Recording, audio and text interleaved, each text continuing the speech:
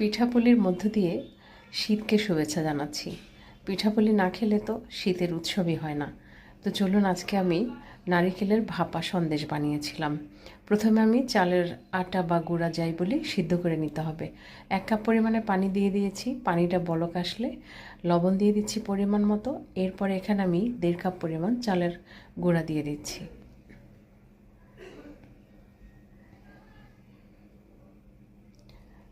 এখন একটু ভালোভাবে পানির সাথে মিশিয়ে নিতে হবে। আর যদি চালের গুঁড়াটা ভেজা হয় তাহলে কিন্তু 2 কাপ পরিমাণে চালের গুঁড়া এখানে দেওয়া যাবে 1 কাপ পানির সাথে। আমার চালের গুঁড়াটা শুকনো ছিল, এই জন্য কিন্তু আমি 1.5 কাপ পরিমাণে দিয়েছি। আর আমি নেড়েচেড়ে কিন্তু 5 মিনিটের মতো একদম দমে বসিয়ে রেখেছিলাম। তাহলেই কিন্তু চালের এই গুঁড়াটা খুব সুন্দরভাবে সিদ্ধ হয়ে যাবে। এই যে আমার এটা কিন্তু একদমই কমপ্লিট। এখন এই যে হাত দিয়ে মুছে একদম সুন্দর করে স্মুথ করে একটা ডো বানিয়ে নিয়েছি। আর এখন ডোটা আমি সাইডে ঢেকে রেখে দিব। আর এখন নারিকেলের পুরটা ভেতর থেকে তৈরি করে নিচ্ছি।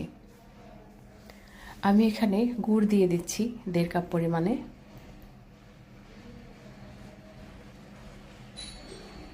গুড়টা একটু পানি ছেড়ে দিবে। গুড়টা যখন সুন্দরভাবে গলে আসবে ওই পর্যায়ে আমি এখানে নারিকেলটা দিয়ে দিব। নারিকেল আমি আগে থেকেই কুড়িয়ে নিয়েছিলাম। এবার নারিকেল কোড়াটা দিয়ে দিচ্ছি। আর অনেকেই মিষ্টি খাবারে একটু গরম মশলা দিতে পছন্দ করে, আমি একদম পছন্দ করি না, তাই কিন্তু আমি এখানে দারচিনি বা এলাচ দিইনি। আপনারা কেউ পছন্দ করলে এই পর্যায়ে দিয়ে নিতে পারেন। ভালোভাবে নেড়েচেড়ে কিন্তু এটা একদম আঠালো একটা ডো তৈরি করব।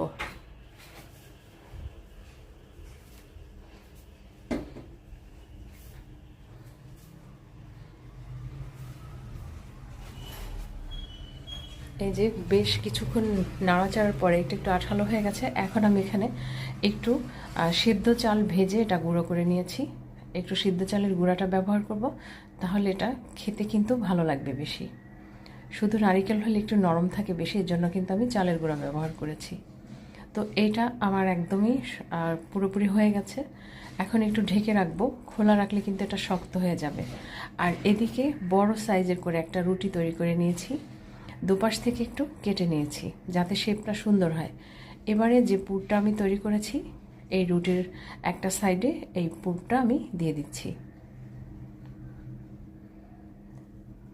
এখন খুব সুন্দর করে এভাবে মুড়িয়ে ফোল্ড করে নিব।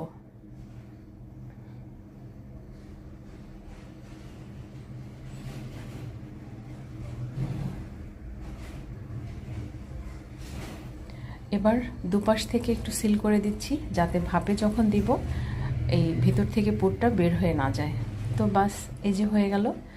আমি এভাবে করে আমার 3টা ডো তৈরি হয়েছে, আমি রেডি করে নিয়েছি। এদিকে একটা বড় হাঁড়িতে পানি দিয়ে দিয়েছি পরিমাণে। পানিটা পুরোপুরি বলক এসে যখন ধোয়া উঠতে শুরু করবে ওই পর্যায়ে আমি এখানে একটা স্টিলের ছাঁকনি ব্যবহার করেছি। এখন একটু ভাপে দিয়ে কিন্তু এটা সিদ্ধ করে নেব। যেহেতু এটা চালের গুঁড়ো দিয়ে বানানো, একদম 15 থেকে 20 মিনিট লাগবে পুরোপুরি সিদ্ধ হওয়ার জন্য।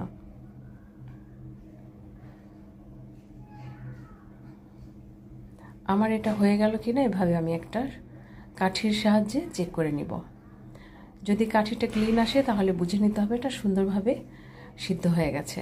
এবার এটা আমি আমার পছন্দ অনুযায়ী শেপ দিয়ে কেটে নেব। এই পিঠাটা খেতে খুবই মজার, ভাপা পুলির মতোই বলা যায়। এই যে খুবই সুন্দর হয়েছিল খেতে।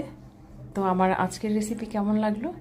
সবাইকে পিঠা খাওয়ার দাওয়াত রইল। সবাই খুব ভালো থাকবেন, সুস্থ থাকবেন, আর আমার পাশেই থাকবেন। আল্লাহ হাফেজ।